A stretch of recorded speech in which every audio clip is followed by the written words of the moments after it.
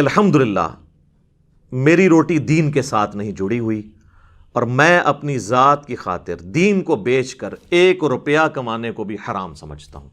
کسی پہ فتویٰ نہیں لگا رہا، اپنی ذات کی خاطر. اور یہی وجہ ہے کہ میں نے فرقہ واریت کو 3 طلاقیں دے کر اور 4 تکبیریں پڑھ کر ہمیشہ کے لیے دفنا دیا. کیونکہ جس کی روٹی دین کے ساتھ لگ جائے اور وہ دین کو اپنا سورس آف انکم فرقے کے پوائنٹ آف ویو سے بنانا شروع کر دے، وہ آپ کو کبھی بھی حق بات نہیں بتا سکتا الا ماشاء اللہ. کوئی شاید ہو ایسا، کیٹاگوریکل ڈینائی نہیں ہم کرتے، کیونکہ اگر وہ حق بات بتائے گا تو اس کا فرقہ اسے سروائیو نہیں کرنے دے گا. اور آپ میں سے اکثر لوگ میرے ماضی سے بھی واقف ہیں کہ میں اپنی پیدائش 4 اکتوبر 1977 سے لے کر آلموسٹ 31 سال تک 2008 تک بریلوی مکتبہ فکر میں میری زندگی گزری، جس میں میرے 10 سال دعوت اسلامی میں بھی ہیں، گرین پگڑی والی جو جماعت ہے. اس کے بعد 2008 میں کچھ عرصہ میں نے دیوبند کے ساتھ بھی اور پھر اہل حدیث کے ساتھ بھی گزارا. اور پھر سٹڈی کرنے کے پوائنٹ آف ویو سے میں نے اہل تشیع کو بھی بڑے قریب سے آبزرو کیا. آج بھی میں تمام لوگوں کی ویڈیوز دیکھتا ہوں، علماء سے استفادہ کرتا ہوں، تمام کو مسلمان سمجھتا ہوں، احترام کرتا ہوں. لیکن جہاں پر علمی اختلاف ہے وہ اپنا علمی اختلاف ہم ہائی لائٹ کر دیتے ہیں، سوائے ایک فرقے کے جو ہمارا سب کانٹیننٹ میں بہت بڑا ایشو ہے، وہ قادیانیوں کا فرقہ. ان کو بھی میں نے ڈیٹیل سے سٹڈی کیا، لیکن ان کی میں تکفیر کرتا ہوں، ان کے سوا سب کانٹیننٹ میں ہم کسی فرقے کی تکفیر نہیں کرتے. ایک اہل سنت کا ہی ٹوٹا ہوا گروہ ہے، چونکہ یہ شیعہ میں سے نہیں نکلا، اور شیعہ میں سے بھی ایک ایسا فرقہ ہے جو ہمارے سب کانٹیننٹ میں تو نہیں لیکن شام کے اندر پایا جاتا ہے، نصیریہ. جس طرح انہوں نے ختم نبوت پہ ڈاکہ مارنے کی کوشش کی، انہوں نے توحید کے اوپر بڑی اوریاں قسم کی آپ سمجھ لیں اٹیک کیا، اور مولا علی رضی اللہ تعالیٰ عنہ علیہ السلام کے لیے الوہیت کلیم کر دی، انہیں خدا کلیم کیا. اور اہل تشیع کی جو مین سٹریم ہے یعنی اثنا عشری، وہ خود ان کی تکفیر کرتے ہیں. بس یہ 2 فرقے ہیں، یعنی قادیانی جو اہل سنت سے ٹوٹ کے الگ ہوئے اور نصیریہ جو اہل تشیع سے ٹوٹ کے الگ ہوئے. بس ہم ان 2 فرقوں کی تکفیر کرتے ہیں. باقی جتنے بھی مکاتب فکر ہیں، اہل سنت کے جتنے بھی ہیں، حنفی، شافعی، مالکی، حنبلی، یا سب کانٹیننٹ میں آپ بریلوی، دیوبندی، اہل حدیث کہہ لیں، اور اہل تشیع میں اثنا عشری ہوں، زیدیہ ہوں، اور بھی جتنے اسماعیلیہ ہوں، ہم ان سے علمی اختلاف ضرور رکھتے ہیں لیکن ان میں سے کسی کی تکفیر نہیں کرتے الحمدللہ. یہ کہتے ہیں کہ اس نے نیا انجینئرنگ فرقہ بنا لیا ہے. اصل میں مسئلہ یہ تھا کہ یہ سارے ایک دوسرے کو کافر سمجھتے تھے، اور میں نے کہا نہیں، سارے مسلمان ہیں، علمی اختلاف کریں. ایون قادیانی اور نصیریہ جن کی ہم تکفیر بھی کرتے ہیں، میں ان کی پرسیکیوشن کا قائل نہیں ہوں. علمی طریقے سے ان کی غلطی ان پر واضح کی جائے تاکہ ان کی آنے والی نسلیں اسلام میں واپس آ جائیں. یہ چونکہ ایک دوسرے کو کافر سمجھتے تھے تو انہوں نے کہا کہ ہماری دم تو کٹی ہے تو ہم اس کی دم بھی کاٹ دیں، اور کہیں کہ اس نے تو نیا فرقہ بنا دیا، انجینئرنگ فرقہ. اور یہ الزام وہ لوگ لگا رہے ہیں کہ جن کے اپنے فرقوں کے نام انڈیا کے 2 شہروں کے نام کے اوپر ہیں، بریلی اور دیوبند. 1867 سے پہلے دنیا میں کوئی مسلمان اپنے آپ کو دیوبندی نہیں کہتا تھا جب تک دیوبند مدرسہ نہیں بنا تھا. آج یہ مارچ 2021 ہے. 1896 میں بریلی میں منظر الاسلام بریلی جو مدرسہ ہے، اس کے بننے سے پہلے کوئی دنیا میں مسلمان اپنے آپ کو ایز اے فرقہ بریلوی نہیں کہتا تھا. بریلی کا رہنے والا کوئی اپنے آپ کو بریلوی کہہ سکتا ہے؟ وہ تو ایشوریہ رائے بھی بریلوی ہے، وہ بھی وہاں کی رہنے والی ہے. یعنی مجھے پتہ نہیں نا، میں نے اسے دیکھا ہے، میں نے اپنی وائف سے سنا ہے. تو ان معنوں میں بریلوی تھے، دیوبندی بھی تھے، لیکن فرقے کے طور پہ کوئی نہیں تھا. اور اہل حدیث کے بارے میں آپ انہی لوگوں سے پوچھ لیں، کہتے ہیں انہوں نے ملکہ وکٹوریہ سے رجسٹر کرایا، لیکن وہ کہیں گے کہ نہیں، اہل حدیث لفظ تو پہلے سے چلتا ہے. تو وہ کہتے ہیں نہیں، اس اہل حدیث کو ہم بھی مانتے ہیں، اس اہل سنت کو ہم بھی مانتے ہیں، لیکن آپ وہ نہیں ہیں، آپ وہابی ہیں. بال ان کے آپس کے اختلافات ہیں، ہمارا کیا لینا دینا. کیوں؟ کیونکہ نہ میں وہابی نہ میں بابی، میں ہوں مسلم علمی کتابی الحمدللہ۔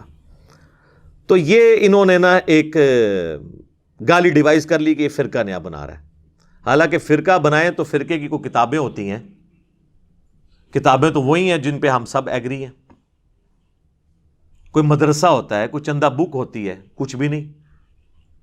اور اگر کسی کو یہ وہم ہے نا کہ میں یعنی یہ الزام لگا رہا ہوں ان پہ کہ یہ ایک دوسرے کو کافر سمجھتے ہیں، تو میں آپ کو ایک آسان فارمولہ بتاتا ہوں، چونکہ میں ایک میکینیکل انجینئر بھی ہوں اور مولویوں کے اندر رہا ہوں بچپن سے لے کر ابھی تک، مجھے پتا ہے کہ ان کو کس طرح قابو کرنا ہے۔ دنیا کا کوئی بھی ریناؤنڈ عالم کسی بھی مکتب فکر کا، اس سے آپ مجھے یہ لکھوا دیں کہ ہمارے سوا جتنے اور فرقے ہیں، اگرچہ ہم انہیں گمراہ سمجھتے ہیں، جہنمی سمجھتے ہیں، لیکن اس کے باوجود ہمارا یہ عقیدہ ہے چونکہ ہمارے کلمہ گو بھائی ہیں، ایک نہ ایک دن قیامت والے دن اپنی غلطیوں کا وبال چکھ کر، عذاب چکھ کر جنت میں جانے میں کامیاب ہو جائیں گے، اگر انہی عقائد پر مرے جو ان کے فرقے کے عقائد ہیں۔ یہ بھی ساتھ بولنا ہے۔ تو دنیا میں آپ کو ایک عالم بھی نہیں ملے گا، اور جو ملے گا اس کو وہ اون نہیں کریں گے، اس کو میں اون کر رہا ہوں گا۔ یعنی کوئی بریلوی عالم کہہ دے کہ دیوبندی، اہل حدیث، اہل تشیع، ہم انہیں گمراہ سمجھتے ہیں، جہنمی سمجھتے ہیں، لیکن at the end of the day یہ بخشے ہی جائیں گے اگر ان کی موت انہی عقائد پہ ہوئی جو یہ کلیم کرتے ہیں۔ وہ آپ کو کیا کہیں گے کہ اگر کوئی اہل حدیث یا دیوبندی یا شیعہ گستاخ رسول نہ ہوا تو، وہ اس لیے کہتے ہیں کہ ان سب کو گستاخ رسول مانتے ہیں۔ اسی طریقے سے دیوبندی اور اہل حدیث بریلویوں کے بارے میں کہہ دیں گے کہ اگر کوئی بریلوی شرک نہ کرتا ہوا تو، اس لیے کہ وہ سارے بریلویوں کو مشرک مانتے ہیں۔ تو میں نے ان کے چہرے کا میک اپ جو ہے نا وہ گرم تولیہ پھیر کے اتار دیا ہے کہ یہ ایک دوسرے کو کوئی مسلمان نہیں سمجھتے، اور اگر کوئی شخص سمجھتا ہے تو یہ میری اس ویڈیو کے بعد بھی کسی ریناؤنڈ عالم سے لکھوا دے، اور پھر اس کے بعد وہ عالم اس فرقے میں رہ جائے تو ہم اپنی ویڈیو کا یہ پورشن ہی بیچ میں سے ٹرم کر دیں گے، لیکن ایسے ہوگا نہیں۔ ہمیں تو ان کا پتہ ہے، ہم ان کے ساتھ رہیں، ان کی جو ڈرامہ بازی ہے وہ ہم سے چھپی بھی نہیں ہے۔ اس حوالے سے میرے بھائیوں 2018 کے سٹارٹ کے اندر ہم سے یہاں کی لوکل جو پولیس تھی، انہوں نے نا ایک لائن کا ایفیڈیوٹ مانگا کہ آپ سٹیمپ پیپر پہ لکھ دیں کہ آپ یہاں پہ کوئی مناظرے نہیں کرتے۔ ہم تو شروع سے ہی ان چیزوں کے خلاف ہیں۔ تو میں نے اسے موقع غنیمت جانتے ہوئے اپنے وکلاء سے مشورہ کرنے کے بعد پوری ہماری ٹیم نے بیٹھ کے نا ایک 8 پوائنٹس کا نا پورا کا پورا کاؤنٹر نیریٹو لکھا ان فرقوں کے خلاف۔ انہوں نے تو ایک لائن مانگی تھی نا، تو میں نے 8 پوائنٹس لکھے جو ہماری اکیڈمی کے اندر وہ ڈسپلے بھی ہوا ہے، انشاءاللہ ہم اپنی ویڈیو میں اس کو ڈسپلے کر دیں گے۔ پوائنٹ نمبر 1 2 3 4 5 6 7 8، وہ آپ جب آپ پڑھیں گے تو آپ کو پتہ چل جائے گا۔ لہٰذا اس ویڈیو کی وساطت سے میں پرائم منسٹر آف پاکستان کو بالخصوص اور باقی ریاستی اداروں کو بالعموم کہوں گا کہ تمام علماء اور تمام فرقوں کے بڑے بڑے لیڈروں سے یہ سٹیمپ پیپر لکھوائیں بیان حلفی کے طور پر۔ مجھے نہیں لگتا کوئی لکھ کے دینے کے لیے آپ کو تیار ہوگا یہ، لیکن آپ عام آدمی کو پڑھائیں، وہ کہے گا یار اس میں کون سی چیز ہے، لیکن آپ کو پتہ ہی نہیں ہے اس کے اندر کیا چیز، کیا قیامت ان کے لیے مضمر ہے، کیونکہ انہوں نے تو کیے ہوئے میک اپ۔ تو وہ انشاءاللہ تعالیٰ جوابی بیانیہ ہم اس ویڈیو کے اندر ڈسپلے بھی کروا دیں گے، تاکہ اگر کسی کو کوئی وہم ہے نا اس حوالے سے تو وہ نکل جائے۔ اور یہ جو لوگ دھوکہ دیتے ہیں نا جی ہمارے پرانے بزرگ آپس میں بڑے شیر و شکر تھے، نہ شیر و شکر نہیں تھے، شیر و شکار تھے، اللہ معافی دے۔ اور آپ کو پھر ہم تحدیث نعمت کے طور پر مثال دے دیتے ہیں۔ ایک تو آپ کو تازہ مثال میں نے تھوڑی دیر پہلے بھی دی کہ دیوبندیوں کی اذان، چونکہ دیوبندی اور اہل حدیث ان کو کمبائنڈ وہابی کہا جاتا ہے بریلویوں کے نزدیک، ان کی اذان پہ کہا بابا جی نے چھوڑ دو انہاں دی اذان دا کیڑا احترام ہے، تے سورہ دے سور نے کہنا انہاں بڑیاں تے اخلاص منگو تے بڑے بڑے لوگ ان گداواں نو خیر پا ہی دیں گے۔ چلو جی چلیے او بھابیاں دی اذان اے دا کڑا دے اے تے سور دے سور چل چلیے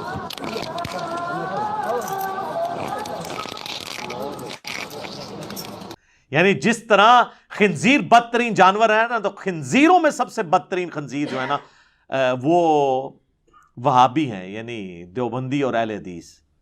تو لوگ کہتے ہیں نہیں جی وہ اصل میں جذباتی ہو گئے تھے یا پچھلے لوگ ٹھیک تھے. نہیں سر، انہوں نے اپنے بزرگوں کی بالکل صحیح ترجمانی کی ہے. یہ میں اب آپ کو بتا دوں، پاکستان میں سب سے پرامن جماعت جسے ڈکلیئر کیا گیا ہے نا کئی سالوں سے، وہ دعوت اسلامی ہے، جس میں 10 سال میں بھی سبز پگڑی باندھتا رہا ہوں. یہ تینوں کتابیں دعوت اسلامی نے چھاپی ہوئی ہیں، الیاس قادری صاحب کے سگنیچرز کے ساتھ چھپی ہوئی ہیں. نمبر 1 ملفوظات اعلی حضرت، نمبر 2 احکام شریعت، نمبر 3 حسام الحرمین.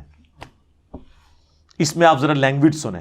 پہلے آ جائے ملفوظات شریف. اعلی حضرت کے ملفوظات ان کے بیٹے نے جمع کیے، جن کی نعت ہے تو شمع رسالت ہے عالم تیرا پروانہ، مصطفیٰ رضا خان نوری، مفتی اعظم ہند، 1981 میں فوت ہوئے ہیں. اور پہلا حصہ ایسا ہے کہ جس پہ اعلی حضرت نے خود اسے پڑھا ہے، اس پہ ربائی لکھی ہے، اور اسی پہلے حصے میں یہ بات موجود ہے. کوئی یہ بھی نہیں کہتا کہ بیٹے نے لکھا ہے تو باپ کو پتہ ہی نہیں چلا. تو بیٹا پھنس گیا تو مفتی اعظم ہند ہے، پھر کدھر جاؤ گے؟ بار ربائی لکھی ہے اس پہ. ملفوظات اعلی حضرت میں سوال ہوا کہ وہابیوں کی جماعت ہو رہی ہو تو الگ سے نماز پڑھیں یا ان کے پیچھے پڑھیں؟ تو انہوں نے سیدھا جواب دیا، 2 ٹوک، کہ وہابیوں کی نہ نماز ہے، نہ جماعت ہے. ہاں جی، نماز ہی کوئی نہیں انہوں نے تھے، پیچھے پڑھو گے تو کتنے ہوئے گی. دوسرا سوال ان سے ہوا کہ وہابیوں کی مسجد میں نماز پڑھ سکتے ہیں؟ اور وہابی اعلی حضرت دیوبند اور اہل حدیث کو کمبائنڈ کہتے ہیں. یہ یاد رکھیے گا. تو بڑا سمپل جواب دیا انہوں نے، کہا کفار کی مساجد مثل گھر کے ہیں. سیدھا سیدھا کفر بولا، کفار کی مساجد. تو جس طرح بخاری مسلم میں آتا ہے نا کہ پوری زمین میرے لیے سجدہ گاہ ہے، کہیں پہ بھی نماز پڑھی جا سکتی ہے، تو یہ سمجھ لیں جیسے گھر میں نماز پڑھی ویسے ہی جو ہے نا وہ ان کی مساجد پڑھی. یہ کفار کی مساجد ہے، کفار کی مساجد، اندازہ کریں. اور تیسرا سوال ہوا کہ وہابیوں کی اذان، تو انہوں نے کہا کہ ان کی اذان بھی نماز اور جماعت کی طرح باطل ہے. ویسے تیسرا سوال کرنا بنتا ہی نہیں تھا، جب پہلے 2 سوال بھی فارغ ہو گیا تو اذان بھی کی کیا مطلب حیثیت رہ جانی. کہا ان کی البتہ جب اللہ کا نام آئے تو جل جلالہ یا عز وجل اور نبی الاسلام کے مبارک نام پر صلی اللہ علیہ وآلہ وسلم آپ کہہ لیں، بس یہ آپ کر لیں، وہ احترام دے دیں، ادروائز کوئی نہیں. اور سر یہ تھا جو احکام شریعت میں انہوں نے جتنا اوریاں فتویٰ دیا ہے کھول کے. اب وہ پوچھا گیا یہ وہابیوں کا جو ذبیحہ ہے، اگر کوئی وہابی ذبح کر دے تو اس کے بارے میں آپ کا کیا موقف ہے؟ تو انہوں نے کہا وہابی، یہاں انہوں نے کھول دیا وہابی کی ڈیفینیشن. انہوں نے کہا وہابی یعنی دیوبندی لفظ لکھا، اہل حدیث، رافضی، قادیانی جو کافر ہیں ان کو بھی ان کے ساتھ شمار کیا. انہوں نے کہا یہ سب کے سب 1,00,000 دفعہ بھی اللہ کا نام لے تب بھی ذبیحہ حرام اور مردار ہی رہے گا. البتہ یہود و نصارہ کا ذبیحہ حلال ہے. جی میرے پہ یہ الزام لگاتے ہیں کہ یہ انجینئر جو ہے نا وہ قادیانیوں کو کافر تو کہتا ہے لیکن یہود و نصارہ سے بدتر نہیں کہتا. تو سر انجینئر کو تو چھوڑیں، اعلی حضرت آپ کا کام کر گئے ہیں کہ وہ اہل حدیث اور دیوبند کو یہود و نصارہ سے بدتر کہہ کے گئے ہیں. تو تسی پہلے اپنی فکر کرو، قادیانی دی بات کرنا. تو جے تسی مندے ہو ٹھیک ہے، تو ٹھیک ہے آؤ میرے کو بھی لکھوا لو پھر کہ میں کہہ دوں گا کہ قادیانی اپنے کفر وچ یہود و نصارہ تو بھی بدتر نے. لیکن پہلے اے منو کہ جو اعلی حضرت نے کہا ہے کہ اہل حدیث اور دیوبندی یہ یہود و نصارہ سے بدتر ہیں، یہ تم لوگ مان لو، مجھ سے بھی اگلے دن آ کے لکھوا لو. اور اگر نہیں مانتے پھر کفر لوٹاؤ نا ان کی طرف، نہیں لوٹاؤ گے. میری بات کو اتنا توڑ موڑ کے پیش کیا. وہ تو میں نے بتایا تھا کہ یہود و نصارہ کی نسبت ان کو سمجھانا آسان ہے، کم از کم یہ قرآن و حدیث کو مانتے تو ہیں نا، اور اس کی ماننا وہ تو آپ بھی نہیں مان رہے. حنفی کیا بخاری مسلم کے طریقے کے مطابق نماز پڑھ رہے ہیں؟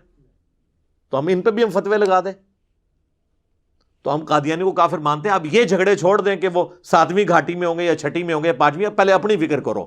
اعلیٰ حضرت نے کہا ہے کہ دیوبند اور اہل حدیث جو ہیں یہ یہود و نصارہ سے بھی بدتر ہیں.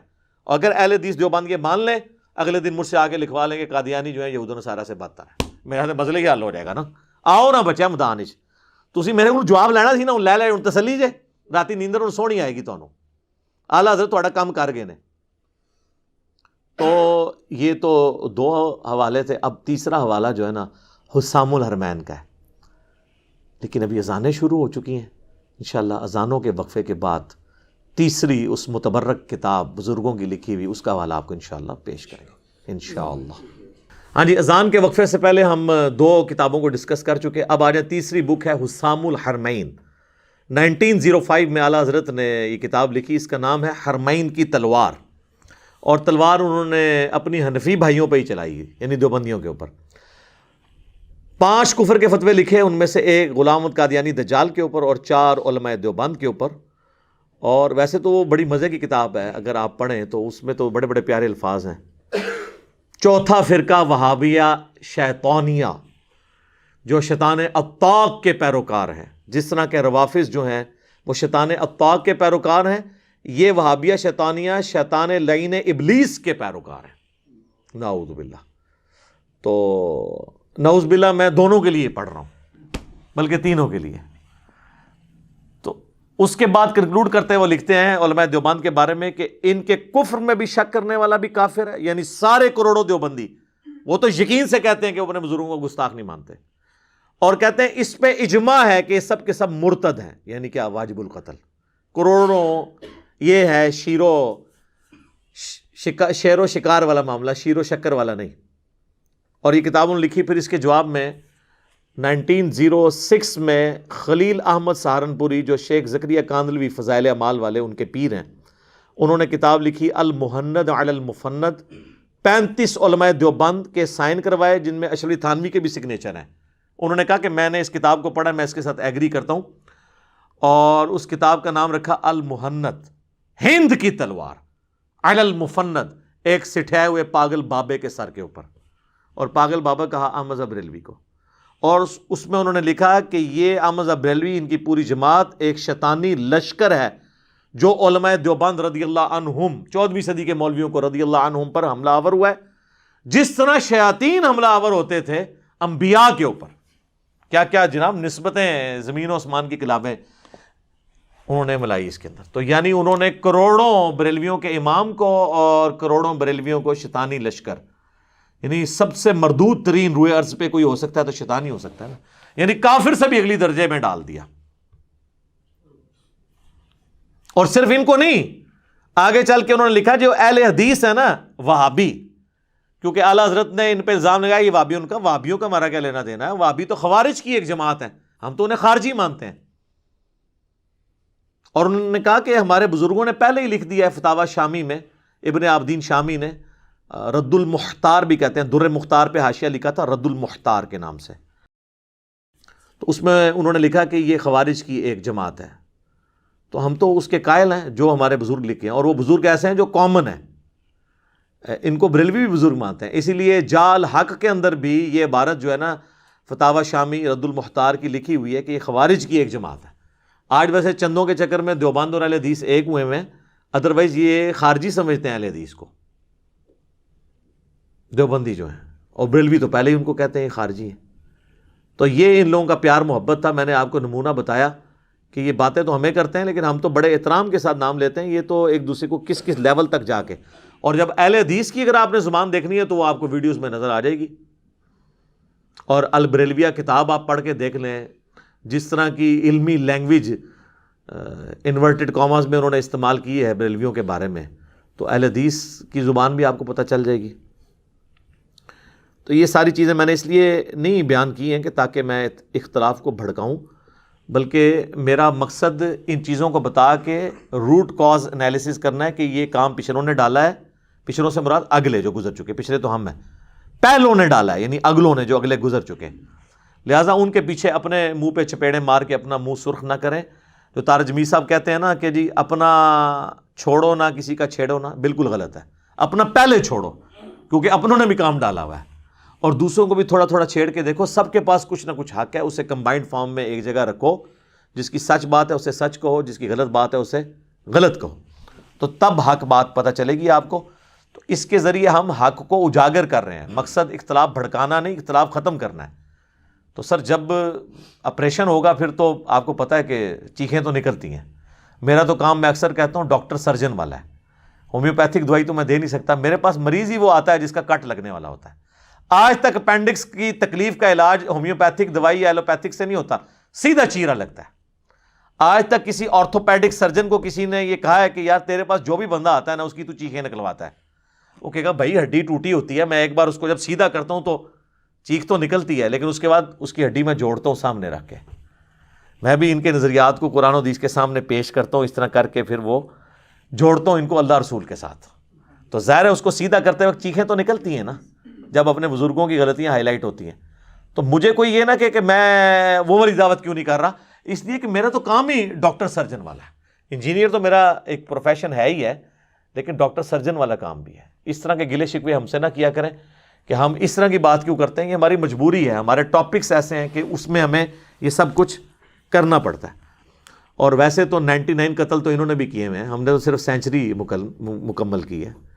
کیا بریلوی اپنے سوا ساروں کو جہنمی نہیں مانتے ہیں؟ تو میں نے تو اس طرح کی سینچری نہیں کی. میں کہتا ہوں سارے انشاءاللہ ایک نہ ایک دن جنت میں چلے جائیں گے اپنے کرتوت بھگت کے. تو میں کیسے مجرم ہو گیا؟ میں وہی کچھ بریلویوں کے بارے میں کہتا ہوں جو دیوبندی اہل حدیث سالوں سے کہہ رہے ہیں کہ ان کی یہ چیزیں غلط ہیں. میں وہی کچھ اہل حدیث کے بارے میں غلط کہتا ہوں جو بریلوی دیوبندی پہلے ہی کہہ رہے ہیں.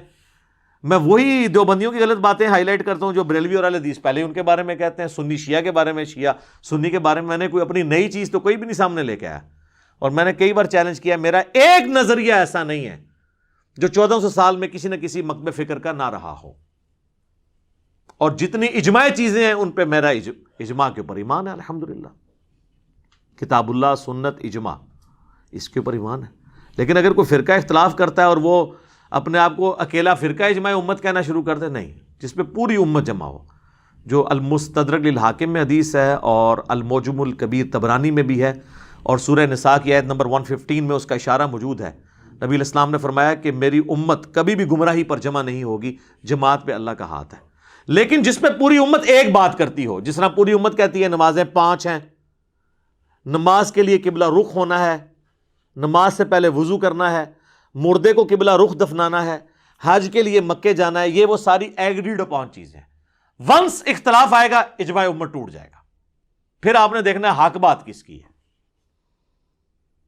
کسی بہت بڑے مکتب فکر کا بھی جو اتفاق جو ہے وہ اجماع امت نہیں ہوگا جب تک کہ سب کے سب یونانیمسلی ایگریڈ نہ کر جائے.